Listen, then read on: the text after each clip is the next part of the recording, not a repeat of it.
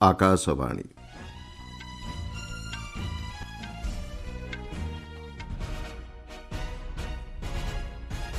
ସମ୍ବାଦ ପଢୁଛନ୍ତି ମଳୟ ରଞ୍ଜନ ମିଶ୍ର। ମୁଖ୍ୟ ସମ୍ବାଦ। ଆତଙ୍କବାଦ ବିରୋଧରେ ଭାରତର ଶୂନ୍ୟ ସହନଶୀଳ ନୀତି ସମ୍ପର୍କରେ ବିଭିନ୍ନ ରାଷ୍ଟ୍ରକୁ ଅବଗତ କରାଇଥିବାରୁ ସର୍ବଦଳୀୟ ପ୍ରତିନିଧି ମଣ୍ଡଳୀକୁ ଉଚ୍ଚ ପ୍ରଶଂସା କଲେ ପ୍ରଧାନମନ୍ତ୍ରୀ। ବନ୍ୟା ନିୟନ୍ତ୍ରଣ ଏବଂ ଜଳ ପରିଚାଳନା ପାଇଁ ମହାକାଶ ପ୍ରଯୁକ୍ତି କ୍ଷେତ୍ରର ସର୍ବାଧିକ ବ୍ୟବହାର ଉପରେ ଗୁରୁତ୍ୱ ଦେଲେ ସ୍ୱରାଷ୍ଟ୍ରମନ୍ତ୍ରୀ। 2029 ସୁଦ୍ଧା ଦେଶର ପ୍ରତିରକ୍ଷା ଉତ୍ପାଦନ 3 ଲକ୍ଷ କୋଟି ଟଙ୍କାରେ ପହଞ୍ଚାଇବାକୁ ଲକ୍ଷ୍ୟ ଧାର୍ଯ୍ୟ କଲେ ସରକାର। ଓଡ଼ିଶା ଖୁବ୍ ଶୀଘ୍ର $500 ବିଲିୟନ ଅର୍ଥନୀତିରେ ପରିଣତ ହେବ କହିଲେ ମୁଖ୍ୟମନ୍ତ୍ରୀ। ଏବଂ 2027 AFC ଏସିଆନ୍ କପ୍ ଫୁଟବଲ ଯୋଗ୍ୟତା ପର୍ଯ୍ୟାୟ ଲାଗି ଅନୁଷ୍ଠିତ ମ୍ୟାଚ୍ରେ ଭାରତ ହଂକଂଠାରୁ 1-0 ଗୋଲ୍ରେ ପରାସ୍ତ। ପହଲଗାମ ଆତଙ୍କବାଦୀ ଆକ୍ରମଣ ଏବଂ ଅପରେସନ୍ ସିନ୍ଦୁର ପଦକ୍ଷେପ ସମ୍ପର୍କରେ ଭାରତର ଆଭିମୁଖ୍ୟକୁ ବିଭିନ୍ନ ରାଷ୍ଟ୍ରରେ ଉପସ୍ଥାପନ କରିଥିବାରୁ ସର୍ବଦଳୀୟ ପ୍ରତିନିଧି ମଣ୍ଡଳୀଗୁଡ଼ିକୁ ପ୍ରଧାନମନ୍ତ୍ରୀ ନରେନ୍ଦ୍ର ମୋଦି ଉଚ୍ଚ ପ୍ରଶଂସା କରିଛନ୍ତି। ନୂଆଦିଲ୍ଲୀଠାରେ ଗତକାଲି ଏହି 7ଟି ପ୍ରତିନିଧି ମଣ୍ଡଳୀର ସଦସ୍ୟଙ୍କୁ ସାକ୍ଷାତ କରି ପ୍ରଧାନମନ୍ତ୍ରୀ କହିଛନ୍ତି ସେମାନଙ୍କର କାର୍ଯ୍ୟ ପାଇଁ ଭାରତ ଗର୍ବିତ। ଏହି ପ୍ରତିନିଧି ମଣ୍ଡଳୀ 33ଟି ରାଷ୍ଟ୍ରର ରାଜଧାନୀକୁ ଗସ୍ତରେ ଯାଇଥିଲେ। ସାମାଜିକ ଗଣମାଧ୍ୟମ ପୋଷ୍ଟରେ ପ୍ରଧାନମନ୍ତ୍ରୀ କହିଛନ୍ତି ଶାନ୍ତି ପ୍ରତି ଭାରତର ପ୍ରତିବଦ୍ଧତା ଏବଂ ଆତଙ୍କବାଦ ବିରୋଧରେ ଶୂନ୍ୟ ସହନଶୀଳ ନୀତି ସଂକ୍ରାନ୍ତ ଦେଶର ଆଭିମୁଖ୍ୟକୁ ଉପସ୍ଥାପନ କରିବାରେ ଏହି ପ୍ରତିନିଧି ମଣ୍ଡଳୀ ଗୁରୁତ୍ୱପୂର୍ଣ୍ଣ ଭୂମିକା ଗ୍ରହଣ କରିଛନ୍ତି। ଏହି ସଦସ୍ୟମାନେ ସେମାନଙ୍କର ଅଭିଜ୍ଞତା ନେଇ ପ୍ରଧାନମନ୍ତ୍ରୀଙ୍କ ସହ ମତ ବିନିମୟ କରିଛନ୍ତି। କଂଗ୍ରେସ ସାଂସଦ ଶଶି ଥରୁର ରାଷ୍ଟ୍ରସେବାରେ ସୁଯୋଗ ପ୍ରଦାନ କରିଥିବାରୁ ପ୍ରଧାନମନ୍ତ୍ରୀଙ୍କୁ ଉଚ୍ଚ ପ୍ରଶଂସା କରିଛନ୍ତି। ବୈଦେଶିକ ବ୍ୟାପାର ମନ୍ତ୍ରୀ ଡକ୍ଟର ଏସ୍ ଜୟଶଙ୍କର ମଧ୍ୟ ଏହି ପ୍ରତିନିଧି ମଣ୍ଡଳୀ ସଦସ୍ୟଙ୍କୁ ଭେଟିଛନ୍ତି। ସ୍ୱରାଷ୍ଟ୍ରମନ୍ତ୍ରୀ ଅମିତ ଶାହା କହିଛନ୍ତି ପ୍ରଧାନମନ୍ତ୍ରୀ ନରେନ୍ଦ୍ର ମୋଦିଙ୍କ ନେତୃତ୍ୱରେ ଦେଶର ବିପର୍ଯ୍ୟୟ ପରିଚାଳନା ଜୀବନହାନୀକୁ ଶୂନ୍ୟସ୍ତରକୁ ନେବାରେ ସହାୟକ ହେଉଛି। ନୂଆଦିଲ୍ଲୀଠାରେ ଗତକାଲି ବନ୍ୟା ପରିଚାଳନା ପ୍ରସ୍ତୁତି ସଂକ୍ରାନ୍ତ ସମୀକ୍ଷା ବୈଠକରେ ଅଧ୍ୟକ୍ଷତା କରି ମନ୍ତ୍ରୀ ଶ୍ରୀ ଶାହା ଏହା କହିଛନ୍ତି। ଜାତୀୟ ବିପର୍ଯ୍ୟୟ ପରିଚାଳନା ପ୍ରାଧିକରଣ ରାଜ୍ୟ ଏବଂ ଜିଲ୍ଲାସ୍ତରୀୟ ବିପର୍ଯ୍ୟୟ ପରିଚାଳନା ସଂସ୍ଥା ସହ ସମନ୍ୱୟ ସ୍ଥାପନ କରି କାର୍ଯ୍ୟ କରିବାକୁ ଶ୍ରୀ ଶାହା ନିର୍ଦ୍ଦେଶ ଦେଇଛନ୍ତି। ତୃଣମୂଳ ସ୍ତରରେ ପ୍ରାରମ୍ଭିକ ସତର୍କତା ନେଇ ପ୍ରଚାର ଏବଂ ପ୍ରସାରକୁ ତ୍ୱରାନ୍ୱିତ କରିବାକୁ ସେ ପରାମର୍ଶ ଦେଇଛନ୍ତି। ବନ୍ୟା ନିୟନ୍ତ୍ରଣ ଏବଂ ଜଳ ପରିଚାଳନା ପାଇଁ ବିଭିନ୍ନ କେନ୍ଦ୍ରୀୟ ସଂସ୍ଥା ଦ୍ୱାରା ମହାକାଶ ପ୍ରଯୁକ୍ତି କ୍ଷେତ୍ରର ସର୍ବାଧିକ ବ୍ୟବହାର ଉପରେ ସେ ଗୁରୁତ୍ୱ ପ୍ରଦାନ କରିଛନ୍ତି। ସହରାଞ୍ଚଳ ବନ୍ୟା ସମ୍ପର୍କରେ ଉଲ୍ଲେଖ କରି ଶ୍ରୀ ଶାହା କେନ୍ଦ୍ରୀୟ ସଂସ୍ଥାଗୁଡ଼ିକୁ ଏ କ୍ଷେତ୍ରରେ ଆବଶ୍ୟକ ଏବଂ ସମୟୋଚିତ ପଦକ୍ଷେପ ଗ୍ରହଣ କରିବା ନେଇ ବ୍ୟାପକ ଯୋଜନା ପ୍ରସ୍ତୁତ କରିବାକୁ କହିଛନ୍ତି। ସ୍ୱରାଷ୍ଟ୍ର ମନ୍ତ୍ରଣାଳୟ ଏକ ବିବୃତ୍ତିରେ କହିଛି ଏହି ବୈଠକରେ ବନ୍ୟା ପରିଚାଳନା ପାଇଁ ଗ୍ରହଣ କରାଯାଇଥିବା ପଦକ୍ଷେପଗୁଡ଼ିକ ଉପରେ ବିସ୍ତୃତ ମତ ବିନିମୟ ହୋଇଛି। ବନ୍ୟା ପରିସ୍ଥିତିର ମୁକାବିଲା ପାଇଁ ଗ୍ରହଣ କରାଯାଇଥିବା ଦୀର୍ଘକାଳୀନ ପଦକ୍ଷେପ ଏବଂ ଗତବର୍ଷ ବୈଠକରେ ନିଆଯାଇଥିବା ନିଷ୍ପତ୍ତି ଉପରେ ଶ୍ରୀ ଶାହା ସମୀକ୍ଷା କରିଛନ୍ତି।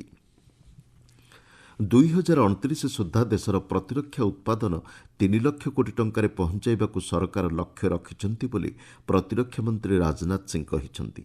ଉତ୍ତରାଖଣ୍ଡ ଡେରାଡୁନ୍ଠାରେ ଆୟୋଜିତ ଜାତୀୟ ସୁରକ୍ଷା ଏବଂ ଆତଙ୍କବାଦ ଶୀର୍ଷକ ସମାବେଶକୁ ସମ୍ବୋଧନ କରି ମନ୍ତ୍ରୀ ଶ୍ରୀ ସିଂ କହିଛନ୍ତି ସେହି ସମୟ ସୁଦ୍ଧା ଦେଶର ପ୍ରତିରକ୍ଷା ରପ୍ତାନୀ 50,000 କୋଟି ଟଙ୍କାରେ ପହଞ୍ଚିବ।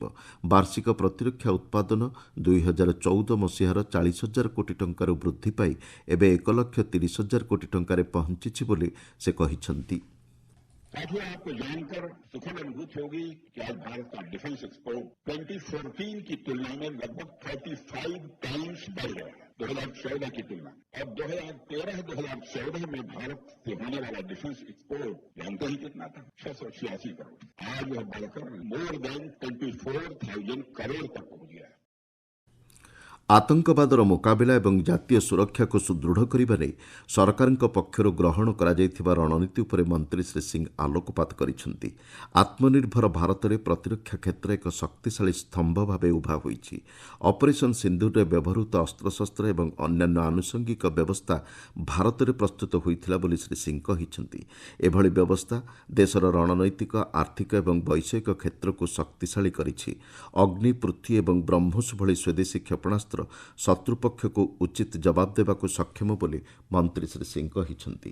ଆପଣମାନେ ସମ୍ବାଦ ଶୁଣୁଛନ୍ତି ଆକାଶବାଣୀରୁ।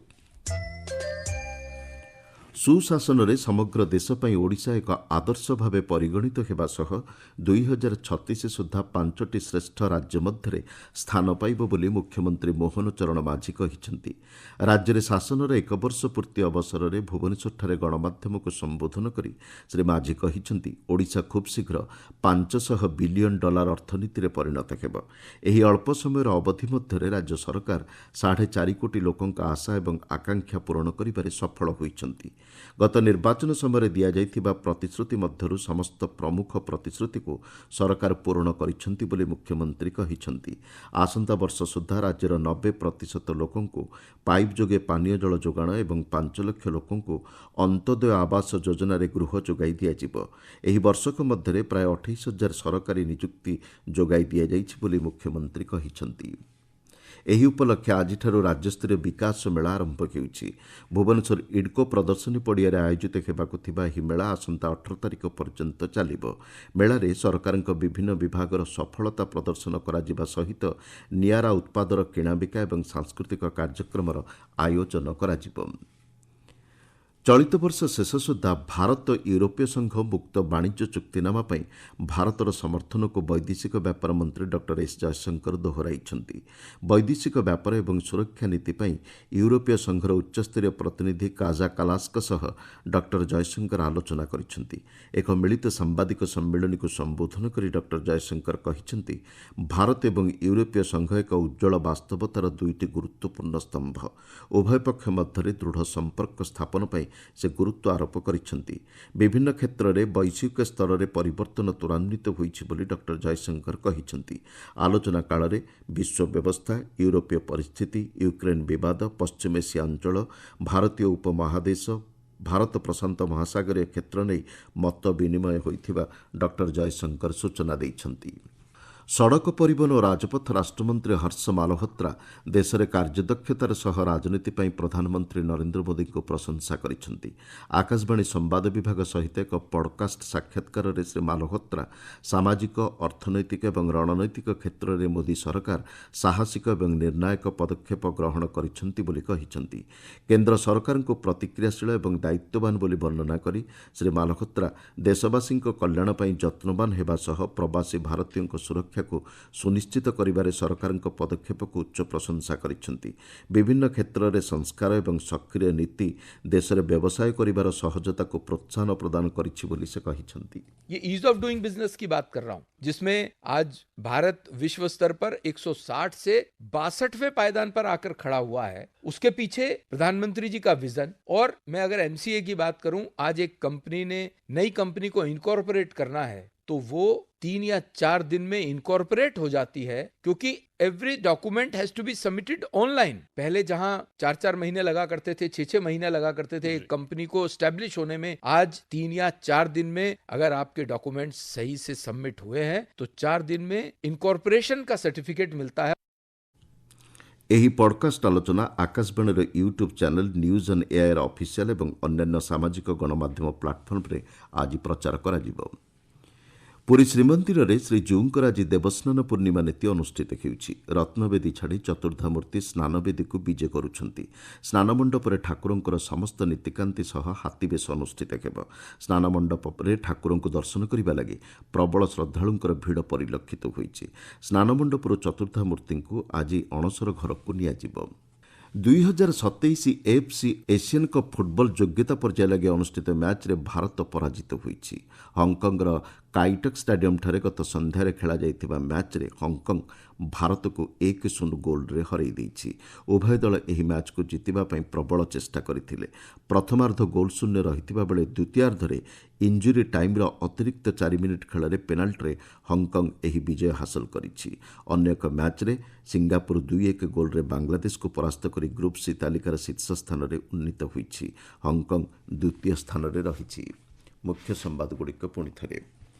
ଆତଙ୍କବାଦ ବିରୋଧରେ ଭାରତର ଶୂନ୍ୟ ସହନଶୀଳ ନୀତି ସମ୍ପର୍କରେ ବିଭିନ୍ନ ରାଷ୍ଟ୍ରକୁ ଅବଗତ କରାଇଥିବାରୁ ସର୍ବଦଳୀୟ ପ୍ରତିନିଧି ମଣ୍ଡଳୀକୁ ଉଚ୍ଚ ପ୍ରଶଂସା କଲେ ପ୍ରଧାନମନ୍ତ୍ରୀ। ବନ୍ୟା ନିୟନ୍ତ୍ରଣ ଏବଂ ଜଳ ପରିଚାଳନା ପାଇଁ ମହାକାଶ ପ୍ରଯୁକ୍ତି କ୍ଷେତ୍ରର ସର୍ବାଧିକ ବ୍ୟବହାର ଉପରେ ଗୁରୁତ୍ୱ ଦେଲେ ସ୍ୱରାଷ୍ଟ୍ରମନ୍ତ୍ରୀ। 2029 ସୁଦ୍ଧା ଦେଶର ପ୍ରତିରକ୍ଷା ଉତ୍ପାଦନ 3 ଲକ୍ଷ କୋଟି ଟଙ୍କାରେ ପହଞ୍ଚାଇବାକୁ ଲକ୍ଷ୍ୟ ଧାର୍ଯ୍ୟ କଲେ ସରକାର। ଓଡ଼ିଶା ଖୁବ୍ ଶୀଘ୍ର $500 ବିଲିୟନ ଅର୍ଥନୀତିରେ ପରିଣତ ହେବ କହିଲେ ମୁଖ୍ୟମନ୍ତ୍ରୀ ଏବଂ 2027 AFC ଏସିଆନ୍ କପ୍ ଫୁଟବଲ ଯୋଗ୍ୟତା ପର୍ଯ୍ୟାୟ ଲାଗି ଅନୁଷ୍ଠିତ ମ୍ୟାଚ୍ରେ ଭାରତ ହଂକଂଠାରୁ 1-0 ଗୋଲ୍ରେ ପରାସ୍ତ। ସମ୍ବାଦ ଶେଷ ହେଲା।